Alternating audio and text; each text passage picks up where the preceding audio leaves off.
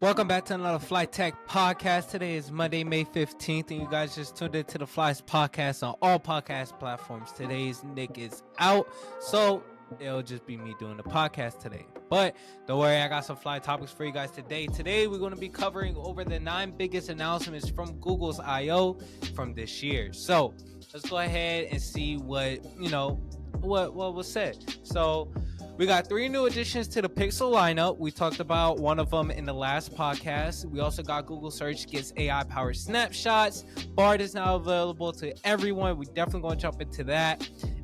Android is getting AI-powered customization options. A new and improved Wear OS 4 will arrive later this year. And we got much more to come. So let's go ahead and talk about the new additions to the Pixel lineup. So as I stated before, we did talk about the Pixel Fold that's supposed to be coming out. Again, the price point is like $1,800. It's a 5.8-inch OLED outer screen. And on top of that, too, it could go into a larger 7.6 internal display.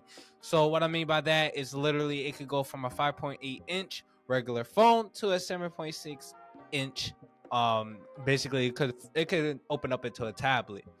Let's see what else we got. We also got the OLED panel is going to be equipped with 120 hertz refresh rate. There's also a new 11-inch Pixel tablet that will be priced at $499. And of course, you got the Pixel 7a. The Pixel 7a, that's 6.1 inch 1080p display, runs up to 90 hertz. It has the G2 chip, which is the same that's going to be in the Pixel Fold. But for some carriers, there will have a price option, which is $549 that supports millimeter wave. So I'm assuming that it'll help better with cellular reception, things like that. When it comes down to just Google and things like that, again, like I said in previous podcasts, I'm not like a big Android guy, so I'm not too in tune when it comes down to Android. But going over what we talked about in the last podcast regarding that Pixel Fold, I'm definitely excited to see what's that going to look like. Definitely looking to see if it was something that's going to be sitting at the stores, or is it something that's going to fly off the shelves? So definitely want to see what that would do. Same with this Pixel tablet and the 7a. Definitely want to see if that's going to sit, if it's going to sell. Let me know down in the comments what you guys think, if it's going to sit, if it's going to sell. Let's go ahead and jump over into the Google Search gets AI powered snapshot. So what this here is pretty much like is powered by AI. I'm gonna assume that's gonna be ran by our next topic that we're gonna definitely cover. But it's pretty much an updated version of Google's large language model, which is LLM. Now it's called PLM2, and it's something that Google announced at the I.O. This new model is already powering 25 Google services, including the company's Bard chatbot, which is definitely something that we're going to be talking about next. And it comes with improvements in reasoning, coding, and translation. So let me know what you guys think about these. Based off what I'm seeing here, it looks like something like it will give you, like, let's say you search what's better for a family with kids under 3 and a dog, Bryce Canyon or another canyon. It pretty much give you like a snapshot of Bryce Canyon and Arches National Park, or whatever you're comparing it to, or whatever you're trying to search up. It will give you a generative AI reference of doing like which one's better, pros and cons of each, things like that. So that's definitely something that me personally, I would say is super handy to have, especially on Google. But other than that, that's pretty much what that is. Let's go into Bard is now available to everyone. So we have covered this right here in previous podcasts. I even think I did a YouTube video on it also. I'm not totally sure. I don't quite remember, but I know for a fact we talked about this in previous podcasts. So this is pretty much like Google's AI version of ChatGPT. So literally with Bard, it's the same thing like ChatGPT. The only new features is that the company is adding support for Japanese and Korean languages, and it's an easier way to export generated text to Google Docs and Gmail. There are also looking into our dark mode, things like that. So let's see. And the best thing me personally I like about Bard, with us doing YouTube thumbnails, things like that, or anything dealing with imagery. So from what I see here, it says with Bard, it includes AI image generation that uses Adobe's AI image generator called Firefly. So it integrates with third-party services like OpenTable and Instacart, but like I said, my personal favorite would have to be that Adobe's AI image generator. So I'm definitely going to try this out. Me personally, I do YouTube as well, so I'm definitely going to try this out, see if it can draw me up like a fire thumbnail. I might actually end up doing a YouTube video on this, just comparing like, okay, a AI generated thumbnail versus a human generated thumbnail, well, a human made thumbnail, just to see like okay, what's the differences, what's better, could I have come up with that thumbnail, like meaning pertaining towards that AI generated thumbnail.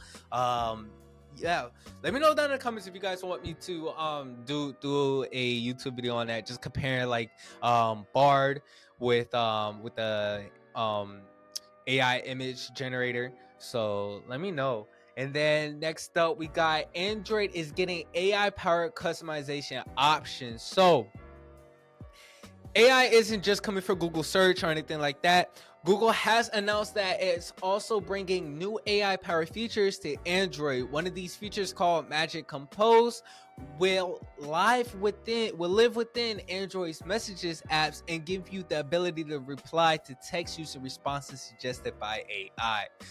Me personally, I kind of feel like we kind of already have this. For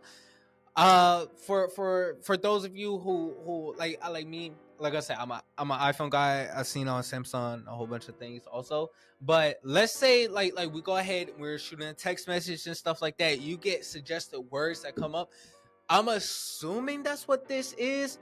I'm not totally 1,000%, but let's keep reading. It says it's also adding a feature that will let you use AI to create your own wallpaper. Instead of choosing from a set of pre-made options, you'll be able to soon describe an image, which your device would then generate using Google's text-to-image diffusion model. Additionally, Google is launching a Pixel exclusive feature next month that lets you customize your device with a new cinematic wallpaper that adds depth to one of your existing photos.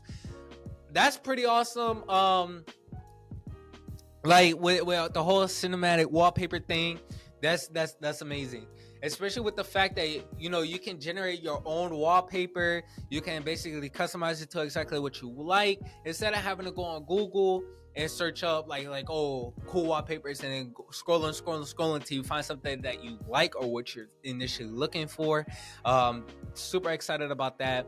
If I was like a Android guy, or if I had like a Google or a Samsung or something like that, I would definitely use that.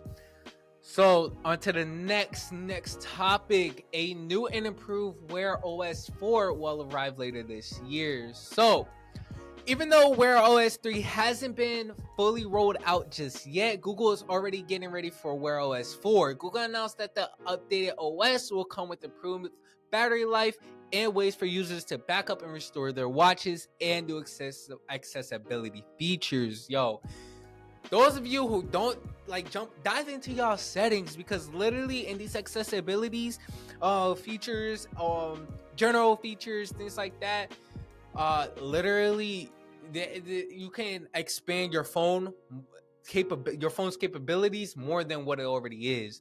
For those who don't know, if you have an Android, you can actually put your phone into developers mode. I might do a TikTok on that, so be sure to follow us on all social media outlets at MaximFix. Like I said, TikTok, Snapchat, Twitter, Instagram, YouTube, and then obviously Fly Flies Podcast on all podcast platforms for most up-to-date tech news. But let's keep reading. Additionally, Wear OS 4 is getting better smart home integrations that will let you adjust lighting, control media, and see animated previews of camera notifications all from your watch. So it's pretty much like an Apple Watch.